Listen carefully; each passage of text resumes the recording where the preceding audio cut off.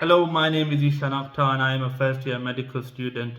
And in today's video, we are going to be looking at the 4 steps to starting a business. Now, starting a business can seem like an absolute mountain of a task, and it can just seem so daunting on an individual that does not know where to start from. So hopefully in this video, you'll be able to look at these 4 steps and know which direction to travel, which is hopefully on the right path.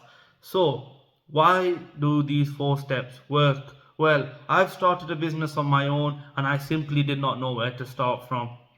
I was struggling to know where I was in terms of, the different research that I need to do, the different things I need to do, my target audience, everything just seems so overwhelming, and I simply needed to do research and compile together some steps that I can just sort of use as stepping stones in order to start this business. So what I have done is I've researched about starting businesses, how other people have done it, and simply compile 4 steps together which are in this video on how you can utilize this to your business, and simply whatever your outcome is, whether it be money motivated, people motivated, self motivated, you can use them to start your business. So without further ado, let's get into today's video, which is 4 steps to starting a business.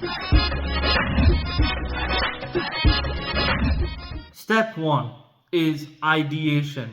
That sounds like such a complicated word, but in simple terminology and basic language, it means having an idea. Now, when people come up with an idea, typically one springs to mind and we jump onto that.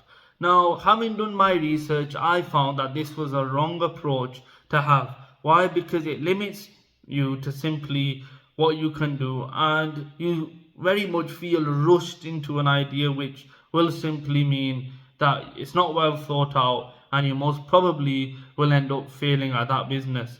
Now, what we recommend is looking at 10 different ideas and brainstorming them, and for each of them look at the different key things that you will need in order to bring that idea together. Now, that could be your niche within the market, whether it be finance related, whether it be healthcare related, whether it be art related. You need to have something which makes you stand out from your competitors, and that sort of leads me on to my next point about looking at your competitors as well. What are they doing in the market? And with that, you can brainstorm your ideas and put everything down onto a map. Now, I have made a video looking at sort of how to put together a business model and how you can understand about all the different things that you need, which I will probably tag somewhere on this video, probably up here, but that fully goes into detail about step 1 and what ideation is and sort of the whole principle of ideation. But in essence, what we want you to do is make sure that you don't limit yourself, because you're setting yourself up for failure if you start limiting your ideas. You are not a limited person, and that is a key phase to remember when going into business, because in business there is never any limits except always remain within the legal boundaries. So without further ado, let's move on to step 2. Right, step 2 is assembling your minimum viable product, your MVP. This simply refers to something which you're going to use to generate a lead. Now, this particular minimum viable product needs to be something which is free, which a person can purchase without spending any money and actually receive a benefit from. Now, why do we want you to sell something which is free to your consumers or your client base? And the reason for that is because if you have a product which is free and that does not generate any consumers or any clients, you simply won't be able to sell them something that you're asking them to pay for. If they can't buy a product that's free, how are they going to possibly buy a product that's costing them money? The answer is it ain't happening. You need to look at starting a webinar, starting a questionnaire, starting a survey, something which you can put on a video that is short, sweet, and snappy and gets your message across, gets that brand awareness out there. Now, the number one thing which I find that a lot of people struggle with is simply getting their brand out there. Social media can be a very difficult thing to grow. So, with your minimum viable product, what you're doing is you're simply luring in the consumer into something which is of benefit for them. What we're trying to do is ensure that you're able to get a consumer base that is loyal to you and to your brand. That's the aim of the minimum viable product. And if you're able to achieve that through your webinars, your free surveys, and your questionnaires, not only will you generate a client base and a consumer base, but you're generating loyal customers that you can then gain information from. You then tailor your market analysis and research that you've done from these free webinar surveys, questionnaires, to then design a product and an item that will be of benefit to your consumer, which you can then start to charge for that service. Essentially, a consumer will not buy a product which they have no idea what you're selling to them. They won't jump onto that bandwagon, so to speak. You need to think about what are you offering to them before you start asking for something in return. And I think the mindset and the sort of mantra which I think is fantastic, and I heard Simon Squibb say time and time again really in his TikTok videos, is give without take. What a fantastic way of looking at entrepreneurship and sort of running a business. If you start taking things without wanting to give, you're going to struggle. And this is point number 2, which is assemble a minimum viable product.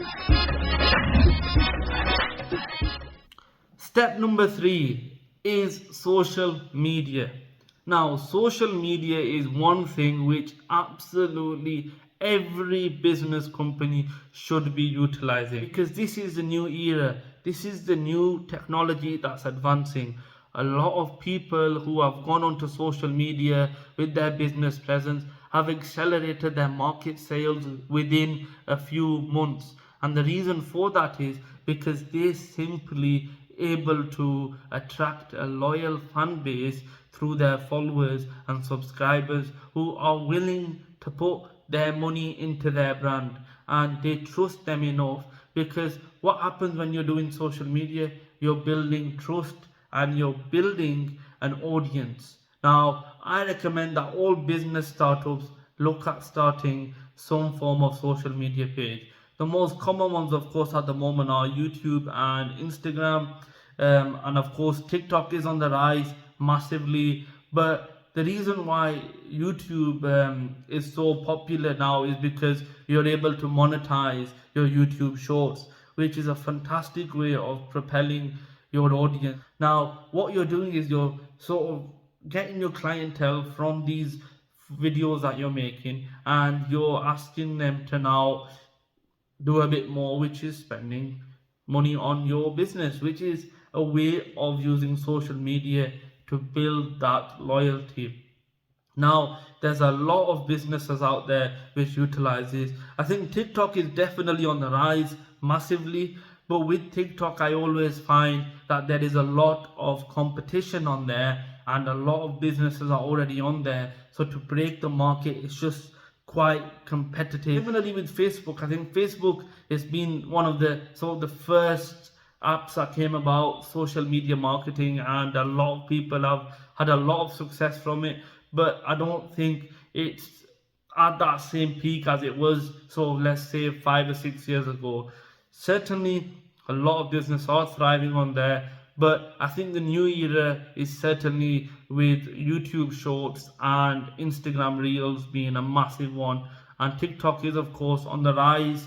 So with social media, don't fall into the trap of also promoting videos with the new promote tools that are coming out. I just think having an organic growth is far more better than having sort of artificial growth, which is just you pumping money into these promote tools. And the reason why I don't want to promote that in this video is simply because this is aimed for businesses which are just starting out, and you won't have a lot of money starting up to just throw at your social media marketing, and it's not going to be of any benefit in the early days of your business. So be smart, be precise, and be sort of open minded, is the way I want you to look at it. Be open minded when it comes to using social media as a leverage. Social media needs to be used as a leverage tool. It's like when we look at the analogy of the farming sort of system. Back when farming was a massive thing and agriculture was huge, a lot of people were farming with rakes and were using shovels and were using a lot of manual labor. Then came the revolutionary tractors, and they simply took the work of roughly 100 workers. What would take a sort of 50 to 100 hours worth of work was now getting done within the space of 1 to 2 hours. So the market is always changing. So you need to be using things as leverage in order to succeed. And social media is certainly that leverage at this moment in time, as brands are now using it for awareness and marketing. But don't worry if you're not started with social media, it's never too late. The amount of people I've seen that just refuse to use social media or even start a business because they feel that it's too late and the market's too competitive. You might be that thing that the market's waiting for. You might be that change. So don't be scared and don't be afraid of taking a step into what seems like a world of the unknown. I certainly took that step forward into the world of the unknown, and I can honestly say I haven't regretted it one bit. Why? Because it's a journey and I'm enjoying that journey and not rushing to reach the destination. We are here trying to simply look at small steps forward and not one big leap where we leave a load of dead grey matter in the middle, which simply opens us up to be more vulnerable, and our business ends up having no foundation, so we just collapse. This social media is a leverage and a foundation, so use it as such. Now, moving on to point four, which is sort of a bit more later on. So, let's say a year into your business, and we're going to be looking at something which you'll have to wait for the transition. So, step four, which is using money as leverage. Now, you've generated your first bit of income and you feel excited. You feel like you've accomplished so much within a space of such a short period of time. Well, this is the time where a lot of people end up falling down and they end up crashing. Why? Because they don't know how to use that money as leverage. Now, when utilizing money, it needs to be used in a way which is of benefit to yourself and your business.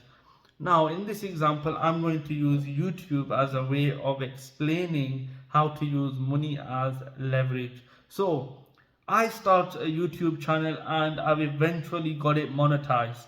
I'm on 3,000 subscribers. It's been 2 months after I've been monetized, and I've generated a healthy income of $500. My videos have done really well and I've generated $500.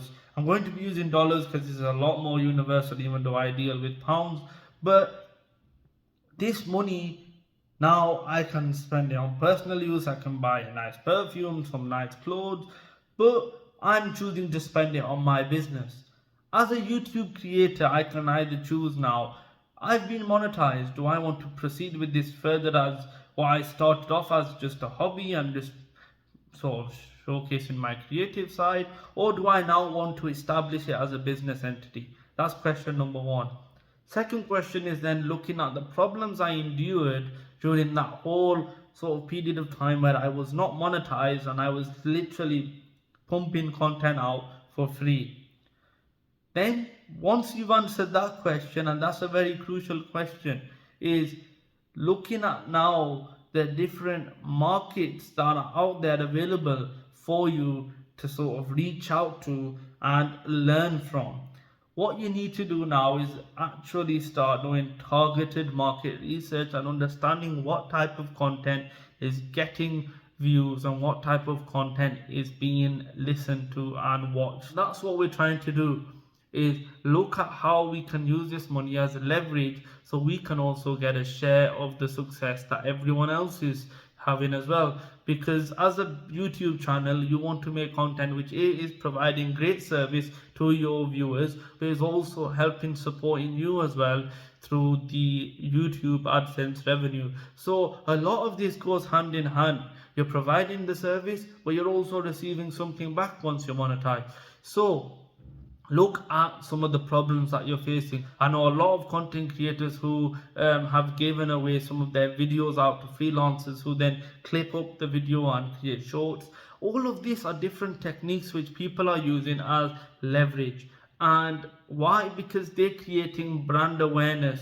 Now, when I'm scrolling through my TikTok For You page, or I'm scrolling through Instagram Reels, or I'm simply scrolling through YouTube Shorts, these people's content is going to be flashing up at me time and time again, as such as the algorithm is working.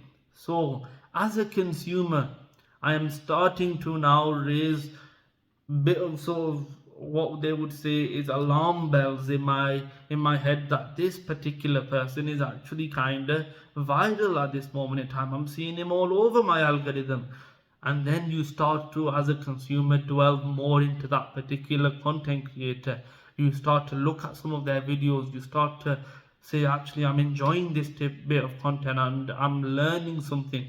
And as a consumer, you then buy into that content creator. But as a content creator, as someone whose business is this idea is working around, I'm getting excited now. I'm getting happy because my plan of using money as leverage has now worked, because I have taken away some of the tasks which seem a bit more mundane and seem a bit more strenuous, and I've delegated those tasks to people who have those sort of specialities, is what I'd like to call it. They have that speciality and they simply then able to help benefit you, and that's how money can be utilized, especially for this particular example of a YouTube channel. A lot of people definitely have found success in this. Why? Because you're simply just all over their different page, really. I think that's the number one thing people don't realize is YouTube recommendation, Instagram recommendations, and TikTok recommendations really work on simply how well you can get yourself out there. And if you're providing value, you're going to get yourself out there, and people will start to pick up on things that you say. They will comment on some things. They will either critique you, or they will either actually acknowledge what you're saying. And by that, you're creating discussions. So that money is being used to create discussions. That discussions is then forming into sort of a fan base. That fan base is then sort of feeding back, and income is being regenerated, and you're simply using this circle to leverage yourself against your competitors. If you enjoyed today's video, don't forget to like, subscribe and share. And talking about minimum viable product, this subscription to my channel is completely free. So don't hesitate to subscribe and share with family and friends. And if you have any questions that you want to ask me about, you can follow me on Instagram and my TikTok page, or you can simply comment on here as well. It's just if you want a private longer conversation, you can just DM me and then we can discuss. But yeah, feel free to share this video, spread the message and raise awareness about this particular topic, because I think it needs to be spoken about, and a lot of people have that fear factor.